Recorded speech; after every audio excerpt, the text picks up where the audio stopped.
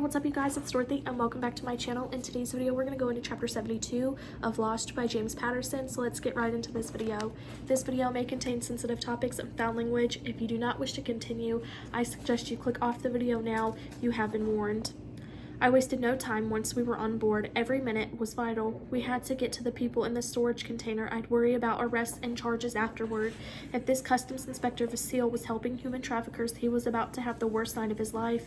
I just started marching toward the bow, cutting between the towering storage containers on the metal deck that showed signs of rust and wear. I felt like I was in Monument Valley. It was spooky. I didn't even hear anyone else on board. Stepping carefully, I minimized any sound. Everyone behind me was just as careful. My heart raced as I considered all the things that could go wrong. That's what I always did before any kind of operation, whether it was a search warrant, an interview, or something as important as this. I heard muffled voices as we approached the front. A tall older sailor, probably the first mate, was talking amicably with Vasile. The customs inspector was about 45 years old. He had a pot belly, and his blue uniform didn't complement his shape.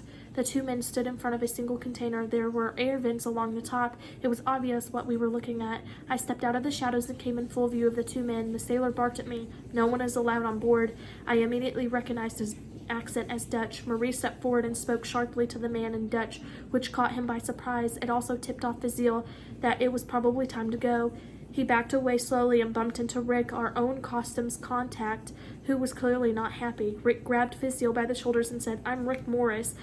I'm an honest customs supervisor, and you're not going to move another inch until we've sorted this out." He calmly reached down and removed the inspector's service weapon from its holster. I looked at the first mate and said, "Open the container." When he hesitated, I shouted, "Right now." The man jumped but still made no move toward the lock. The sailor said, "I don't have a key." Acting on impulse, I reached over and banged the side of the container. There was a commotion from inside. I could hear shouting and people moving around. Rick sprang forward with a pass key but couldn't get the container open. This was taking too long. I looked around in desperation and saw another tool like the one on the ship with the smuggled parrots. I pulled it off the wall and shouted for Rick to move out of the way. I swung the tool like a knight slaying a dragon, starting above my head and using my full 240 pounds to bring it down.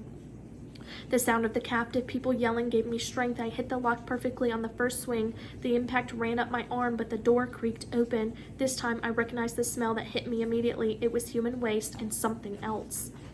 That is the end of this chapter. I will see you guys in the next video. Bye.